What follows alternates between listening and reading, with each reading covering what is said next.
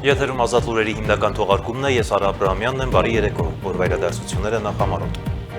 Հայ ժողովուրդը մայիսի 28-ին նշում է Հայաստանի առաջին հանրապետության օրը։ 1918-ին այս օրը վերականգնվեց դարեր շարունակ խաթարված հայոց պետականությունը։ Օրվա առիթով Երևանի Հանրապետության հրապարակում կայացել է զորահանդես նոր սպառազինությամբ, համազգեստով եւ գաղափարաբանությամբ։ Փաշինյանը ունի իմ ամբողջական աջակցությունը հունիսի 7-ի ընտրություններում։ Հայաստանի վարչապետը իմ հրաշալի բարեկամը եւ առաջնորդը իր երկիրը դարձնում է ուժեղ, հարուստ եւ շատ անվտանգ։ Շուտով Միացյալ Նահանգները եւ Հայաստանը միասին կհիմնադրեն Թրամփի ուղին, որը կվերափոխի Հարավային Կովկասը ԱՄՆ նախագահ Դոնալդ Թրամփի նամակ գրառումը։ Մենք ականատես ենք Հայաստանի հետ հրաշալի նոր հարաբերությունների ծնունդին, որոնք շատ երկար ժամանակ գտնվում էին լճացման վիճակում։ ԱՄՆ պետքարտուղար Մարկո Ռուբիոյի հայտարարությունը նախարարների կաբինետի նիստում։ Հայաստանը որևէ հարցում այլևս առանց այլընտրանք չի մնալու, հայտարարել է Փաշինյանը Հանրապետության օրվա զորահանդեսից հետո։ Վարչապետի ճեպազրույցի կարևոր շեշտադրումները։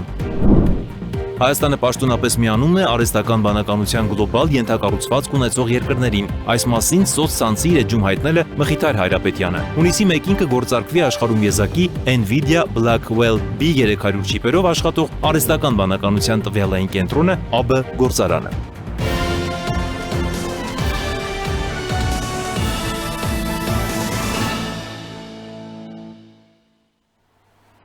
Հայ ժողովուրդը մայիսի 28-ին նշում է Հայաստանի առաջին հանրապետության օրը։ 1918-ին այս օրը վերականգնվեց դարեր շարունակ խաթարված հայոց պետականությունը։ Օրվա առիթով Երևանի Հանրապետության հրապարակում կայացել է զորահանդես նոր սպառազինությամբ, համազգեստով եւ գաղափարաբանությամբ։ Զորահանդեսին մասնակցել են Հայաստանի զինված ուժերի տարբեր ստորաբաժանումներ, ռազմական ուսումնական հաստատությունների սաներ, հատուկ նշանակության եւ խաղաղապահ ուժերի զինծառայողներ։ Ելույթով հանդես է եկել վարչապետ Նիկոլ Փաշինյանը։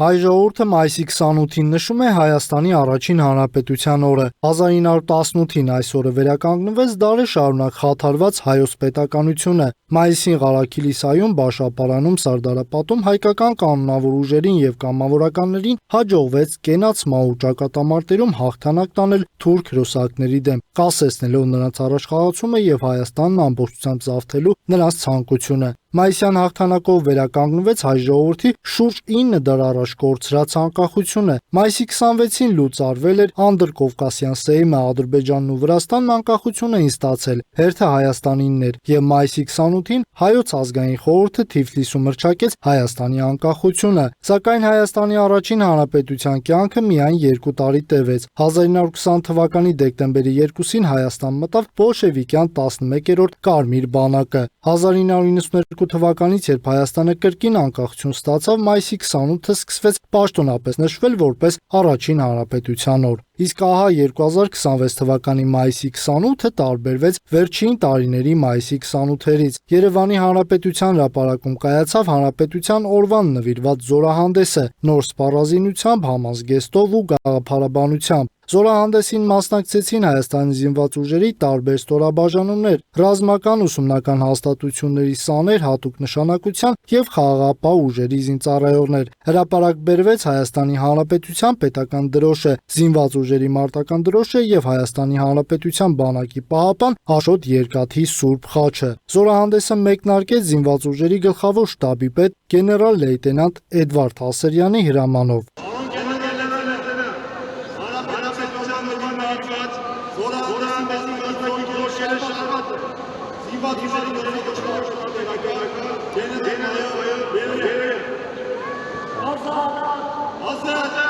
Դրանից հետո պաշտպանության նախարար Սուրեն Պապիկյանն ու Էդվարդ Հասերյանը շրջեցին հրապարակում շարված զորախմբերի առջևով, շնորհավորելով հանրապետության օրվա առթիվ։ Նրանք ողջունեցին Մոնթե Մերկոնյանի անվան ռազմամարզական վարժարանի, Վազգեն Սարգսյանի անվան ռազմական ակադեմիայի, Պաշտպանական ազգային հետազոտական համալսարանի, հատուկ նշանակության ստորաբաժանումների, խաղաղապահ ուժերի, տարածքային պաշտպանության զորքերի, ռազմական ոստիկանության, բանակային զորամիավորումների, ազգային անվտանգության ծառայության սահմանապահ եւ հատուկ նշանակության զորքերի, նաև բանակի կին զինծառայողների անձնակազմներին։ Զորախմբերի ողջույնից հետո պաշտպանության նախարարի մեքենան շարժվեց դեպի կենտրոնական տրիբունա, որտեղ պաշտպանության նախարար Սուրեն Պապիկյանը զեկուցեց վարչապետ Նիկոլ Փաշինյանին, որից հետո վարչապետը հանդես եկավ ելույթով։ Մինչ ելույթի մեկնարկը հնչեց օրհներգը։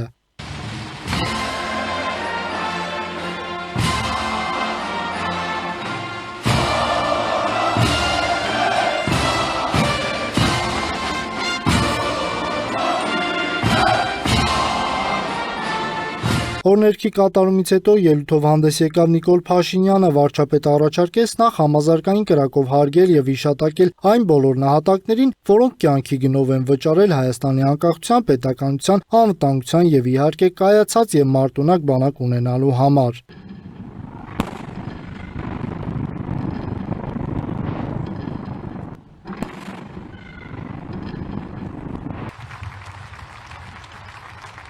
Վարչապետը ողջունելով ներկաներին, պետական այրերին եւ զինված ուժերի ներկայացուցիչներին կարճ պատմական ակնարկ կատարեց, ապա ընդգծեց, որ երկար տասնամյակների պայքարից եւ թշնամանքից հետո Հայաստանն ու Ադրբեջանը հասել են խաղաղության, հասել են մի կետի, որը երկու երկրների հարաբերություններում նոր էջ է բացելու նոր հնարավորություններով։ Ըստ Փաշինյանի, ներկայում Հայաստանը շարժվում է այն օրակարգով, որ ինչպես հազարամյակներով գոյություն է ունեցել, այնպես էլ այդ մտայնությամբ եւ հստակ քայլելով շարժվելու է նաեւ ապագայում։ Սա նշանակում է, որ բոլոր իրավիճակներում պետք է կենտրոնացած մնանք պետության շահի վրա, երբ պետությունն ու նրա շահը, նրա անվտանգությունը, ազատությունն ու բարեկեցությունը դառնում են գործողությունների եւ որոշումների առանցքային ելակետ, եւ պետությունն էլ իր հերթին դառնում է սեփական քաղաքացիների անվտանգության, ազատության, բարեկեցության գործիք։ Պետության վերելքի այս հայեցակարգը առաջնորդում է մեզ եւ մենք գնում ենք այս ճանապարհով։ Հայաստանի Հանրապետությունը գնում է այս ճանապարհով եւ հաստատված խաղաղությունը, նրա հետագա ինստիտուցիոնալացումը, պետության իրավական հիմունքների զարգացումն ու ամրապնդումը, Հայաստանը հակամարտության փակուղուց խաղաղության խաչմերուկ դարձնելը, ներառյալ թրիփ նախագծի իրագործմամբ, ինչպես նաև քաղաքացիների անվտանգությունը, ազատությունը եւ բարեկեցությունը ապահովելը մեր ռազմավարական առաջնահերթություններն են։ Շարունակելով իր ելույթը, վարչապետը ընդգծեց, որ առաջնորդվելով խաղաղության տրամաբանությամբ եւ կողմ լինելով հարևան պետությունների հետ բարիդրացիական եւ գործընկերային հարաբերություններ ստեղծելու օրակարգով, այնուամենայնիվ ժամանակակից աշխարհում անվտանգային միջավայրի ստեղծումը կարևոր պայման է անցանկալի հետևանքներից խուսափելու համար։ Պետության մասին մեր գիտելիքի խորացումը գալիս է ասելու, որ խաղաղության պայմաններում պետական կարևորագույն ինստիտուտ է բանակը եւ այսօր Հայաստանի Հանրապետության բանակը ոչ թե պատերազմի, այլ խաղաղության գործոն է, որովհետեւ պաշտպանունակ եւ ուժեղ բանակ չունեցող երկիրը կարող է գայթակղիչ լինել ագրեսիայի համար։ Մենք չենք կարող մեզ դնել նման իրավիճակում եւ այսօր մեզ համար պատիվ է 2026 թվականի Հանրապետության օրվա առիթով Հայաստանի Հանրապետության ժողովրդին ներկայացնել այն արդյունքները, որոնց հասել ենք 2022 թվականից ի վեր։ Փաշինյանի ելույթին հաջորդեց 2022 թվականից ի վեր Հայաստանի զինված ուժերի կողմից ձեռք բերված նաև հայրենական արտադրության բազմապիսի զինտեխնիկայի հանդիսավոր ցուցադրությունը։ Հանրությանը ներկայացվեցին հրթիռարետանային ժամանակակից զինտեխնիկան, այնպես էլ հոբ համակարգերը, ԱԹՍ-ները, ավիացիան։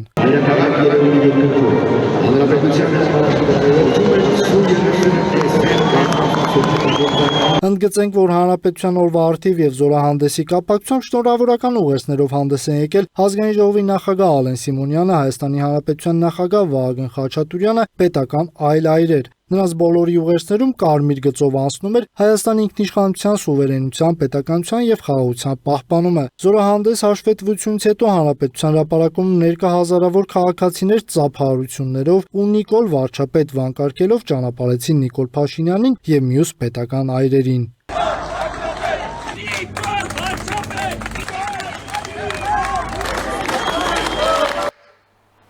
Փաշինյանը ունի իմ ամբողջական աջակցությունը հունիսի 7-ի ընտրություններում, այս մասին ԱՄՆ նախագահ Դոնալդ Թրամփը գրել է Truth սոցիալական ցանցում։ Գրառման մեջ ասվում է. Հայաստանի վարչապետ Փաշինյանը իմ հրաշալի բարեկամ է եւ առաջնորդը իր երկիրը դարձնում է ուժեղ, հարուստ եւ շատ անվտանգ։ Մարկո Ռուբիոն այցելեց Հայաստան, որտեղ նա առաջ մղեց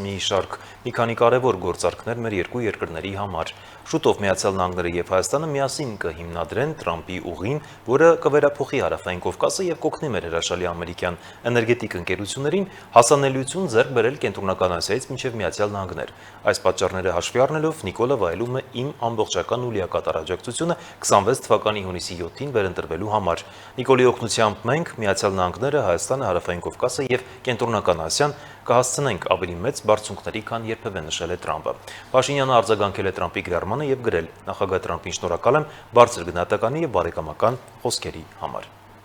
Մենք ականատես ենք Հայաստանի հետ հրաշալի նոր հարաբերությունների ծնունդին, այս մասին էլ հայտարարել է ԱՄՆ պետքարտուղար Մարկո Ռուբիոն նախարարների կաբինետի նիստին նախագահ Դոնալդ Տրամպին զեկուցելով Հայաստան կատարած իր այցի մասին։ Նա նշել է. մենք ստորագրեցինք ռազմավարական գործընկերության մասին խարտիա, նախաստորագրեցինք TRIP նախագծի շրջանակային համաձայնագիրը, նաև հուշագիր կրիտիկական նշանակություն ունեցող հանքանյութերի վերաբերյալ։ Մենք ականատես ենք Հայաստանի հետ հրաշալի նոր հարաբերությունների ծնունդին, որոնք շատ երկար ժամանակ գտնվում էին լճացման վիճակում, այնպես որ այս ուղղությամբ գործերը լավ են ընթանում։ TRIP նախագիծը կդառնա Հայաստանի ու Ադրբեջանի միջև վերջնական խաղաղության համաձայնագրի առանցքային սյուներից մեկը, ապահովելով ենթակառուցվածքների անվտանգությունը եւ տարածաշրջանային կայունությունը, նշել է Ռուբիոն։ Հայաստանը որևէ հարցում այլևս առանց այլընտրանք չի մնալու, հայտարարել է Փաշինյանը Հանրապետության օրվա զորահանդեսից հետո։ Լրագրողների հետ զրույցում նա ասել է, որ ցուցադրված զինտեխնիկան բանակի կերպափոխման հաշվետվությունն է, իսկ Հայաստանի նոր ռազմավարությունն է պաշտպանունակության բարձրացումը, արտաքին կապերի դիվերսիֆիկացումը եւ ինքնիշխան որոշումների կայացումը առանց մեկ կենտրոնից կախվածության։ Վարչապետի ճեպազրույցի կարևոր շեշտադրումները։ Բանակի կերպարանափոխումը պատերազմի մասին չէ, խաղաղության մասին է։ Մենք որևէ մեկին ջախջախելու խնդիր չենք դնում։ Մեր խնդիրն է բարձրացնել Հայաստանի պաշտպանունակությունը։ Այս մասին Հանրապետության հրապարակում անցկացված զորահանդեսից հետո լրագրողների հետ զրույցում ասել է վարչապետ Նիկոլ Փաշինյանը։ Վարչապետի խոսքով զորահանդեսը բանակի կերպարանափոխման հաշվետվություն էր։ Ցուցադրված զինտեխնիկան ձեռք է բերվել վերջին տարիներին, ներկայացվել է 7 երկրի արտադրանք։ Փաշինյանը շեշտել է, Հայաստանի նպատակը ոչ թե ագրեսիվ ռազմական օրակարգն է, այլ պաշտպանունակության բարձրացումը։ Անդրադառնալով Բաքվում պահող հայերի, այդ թվում Ռուբեն Վարդանյանի հայտարարություններին, վարչապետը նշել է, որ նման հայտարարություններ չի մեկնաբանում, քանի որ պարզ չէ, ինչ պայմաններում են դրանք արվում։ Մենք ամենօրյա աշխատանք ենք տանում անազատության մեջ գտնվող մեր հայրենակիցների ազատ արձակման խնդիրը լուծելու համար եւ ինչպես իմ ելույթում ես ասացի, որ բանակի կերպափոխումը պատերազմի մասին չէ, այլ խաղաղության մասին։ Մենք որևէ մեկին ջախջախելու խնդիր չենք դնում, մենք խնդիր ենք դնում Հայաստանի պաշտպանունակությունը բարձրացնելու, իսկ Հայաստանի տարածքների հարցը բազմիցս ասել եմ, որ կլուծվի սահմանազատման արդյունքներով։ Փաշինյանը հայտարարել է, որ ռազմարդյունաբերական ոլորտում արդեն կան հայկական արտադրության նմուշներ, իսկ առաջիկա տարիներին դրանց տեսականին ընդլայնվելու է։ Նրա խոսքով հայկական ռազմարդյունաբերական համալիրի հետ արդեն բազմամիլիոնանոց պայմանագրեր են կնքվում, իսկ գիտության ֆինանսավորման աճը կարևոր դեր ունի այդ գործընթացում։ Անդրադառնալով պետական պարտքի քննադատություններին, վարչապետը նշել է, որ զորահանդեսում ցուցադրված տեխնիկան այդ ծախսերի տեսանելի պատասխանն է։ Իսկ այսօր դուք Հանրապետության հրապարակում չտեսաք թեկուզ մի միջոց, որի առաջին օգտագործողը մենք չենք եւ որը արտադրված չէ Հայաստանի Հանրապետության համար։ Մեկը կարա հաշվի, քանի միլիարդի զենք է անցել այսօր Հանրապետության հրապարակում, քանի միլիարդ դոլարի զենք է անցել Հայաստանի Հանրապետության հրապարակում։ Իհարկե չեն հաշվի եւ չեն էլ կարող հաշվել։ Առանձին անդրադարձ է եղել նաև Լեռնային Ղարաբաղից բռնի տեղահանվածների խնդիրներին։ Փաշինյանը հայտարարել է, որ առաջիկա 10 տարում կառավարությունը նախատեսում է շուրջ 800 միլիարդ դրամ հատկացնել նրանց բնակարանային եւ սոցիալական խնդիրների լուծման համար։ Միաժամանակ նա կոշտ քննադատել է Լեռնային Ղարաբաղի նախկին ղեկավար շրջանակներին, պնդելով, որ նրանք փորձում են արցախցիներին պահել քաղաքական պատանդի կարգավիճակում եւ Հայաստանը կրկին ներքաշել պատերազմի օրակարգ։ Այսօր նրանք Ղարաբաղի մեր ժողովրդին չեն թողում տնավորվեն։ Մենք պլանավորել ենք առաջիկա 10 տարում 800 միլիարդ դրամ հատկացում անենք, որ այդ ժողովուրդը վերջո տնավորվեն, հանդարտվեն, հանգստանան, պանդուխտի եւ գաղթականի հոգեբանությունից դուրս գան, բայց այդ փոքր փախած պսևդոէլիտա չի ուզում հանգիստ տալ ժողովրդին։ արտաքին քաղաքականության մասով վարչապետը կրկնել է Հայաստանի նոր ռազմավարությունն է որևէ հարցում առանց այլընտրանքի չմնալը։ Նրա խոսքով դա վերաբերում է անվտանգությանը, էներգետիկային, տնտեսությանը, արտահանման եւ ներմուծման շուկաներին։ Հայաստան-Ամերիկայի Միացյալ Նահանգներ հարաբերությունների համատեքստում Փաշինյանն անդրադարձել է Ամերիկայի Միացյալ Նահանգների պետքարտուղար Մարկո Ռուբիոյի այցին եւ Թրամփի ուղի հանուն միջազգային խաղաղության եւ բարգավաճման նախագծի շրջանակային համաձայնագրին։ Վարչապետի խոսքով այցը պայմանավորված էր փաստաթղթի տեքստի վերջնականացմամբ, իսկ թրիփը ուղիղ կախված չէ Հայաստանի եւ Ադրբեջանի միջև խաղաղության պայմանագրի ստորագրումից կամ վավերացումից։ Մեր ռազմավարությունը հետեւյալն է, ընդհանրապես մենք այսուհետև երբեք որևէ հարցում առանց այլընտրանքի չենք մնալու, երբեք եւ որևէ հարցում չի լինելու որևէ հարց, որ Հայաստանի Հանրապետությունը չունենա այլընտրանք։ Եվրամիության հետ մեր առաջիկա համագործակցության կարևոր ուղղություններից մեկը լինելու է վերականգնվող էներգետիկայի ոլորտում համագործակցությունը։ Դուք գիտեք նաև, որ միջուկային էներգետիկայի ոլորտում մենք ակտիվ բանակցությունների մեջ ենք մեր բոլոր գործընկերների հետ եւ սպասում ենք լավագույն առաջարկին կամ ընտրում ենք լավագույն առաջարկը։ Եթե լավագույնը կլինի ռուսական առաջարկը, մենք ռուս գործընկերների հետ մոդուլյար ատոմական կկառուցենք, եթե Ամերիկայի գործընկերների հետ, եթե չինականը Չինաստանի, եթե կորեականը Կորեայի, եթե ֆրանսիականը Ֆրանսիայի եւ այդպես շարունակ։ Ռուսաստանի հետ հարաբերությունների մասին Փաշինյանը նշել է, որ դրանք տրանսֆորմացիայի փուլում են։ Նրա խոսքով Հայաստանը Մոսկվայի հետ լեզվակռվի մեջ չի մտնում, իսկ գազի եւ այլ հարցերը լուծվելու են աշխատանքային ու գործընկերային կարգով։ Ռուսաստանի գործընկերների հետ հանգիստ առանձնյարդի համբերատար կաշխատենք եւ բոլոր խնդիրները կլուծենք։ ԵԱՏՄ-ից դուրս գալու վերաբերյալ վարչապետը կրկնել է, այս պահին Հայաստանը նման մտադրություն չունի։ Նրա խոսքով Հայաստանը կմնա ԵԱՏՄ-ում այնքան ժամանակ, քանի դեռ այդ անդամակցությունը համատեղելի է Եվրամիությանն անդամակցելու գործընթացի հետ։ Փաշինյանը դա անվանել է Հայաստանի ինքնիշխան որոշում։ Տնտեսական ռիսկերի մասով վարչապետը հայտարարել է, որ Հայաստանի զարգացող տնտեսությանը սպառնալիք չի տեսնում։ Նա խոսել է արտահանման եւ ներմուծման շուկաների դիվերսիֆիկացման, Ղազախստանի եւ Կրղզստանի հետ առևտրի, նաև Ադրբեջանի միջով երկաթուղային հաղորդակցության հնարավորությունների մասին։ Եթե դուք տեսնեք մեր վիճակագրությանը հետևեք, կտեսնեք, որ մեր արտահանումները տարբեր ուղղություններով ընդհանուր կրկնապատկվել են, եւ նաև ես շատ ուրախ եմ, որ Ախալքալակ Կարս երկաթուղին է բացվել Հայաստանի արտահանումների համար եւ նաև առաջիկայում բիզնես պատվիրակություններ են գնալու հանդիպելու այդ երկաթգծի երկայնքով հնարավոր շուկաները ուսումնասիրելու, մենք արդեն միջազգային գործընկերներից ունենք այդ հրավերները, բացի այդ մենք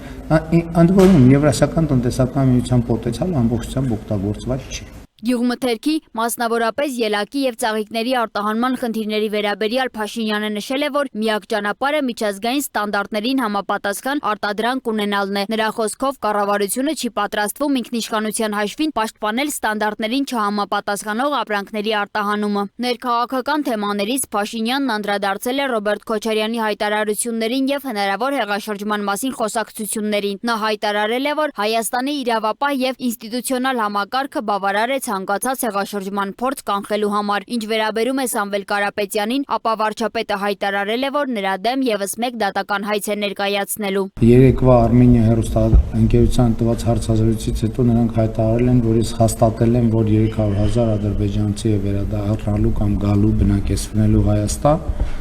Ես այդ կապակցությամբ երրորդ հայցը կներկայացնեմ եւ կարծում եմ այս անգամ արդեն գործ ունենք հրապարակային հարցազրույցի հետ, առավել եւս ակնհայտ է, որ երրորդ ներողությունը պետք է խնդրի Սամվել Կարապետյանը,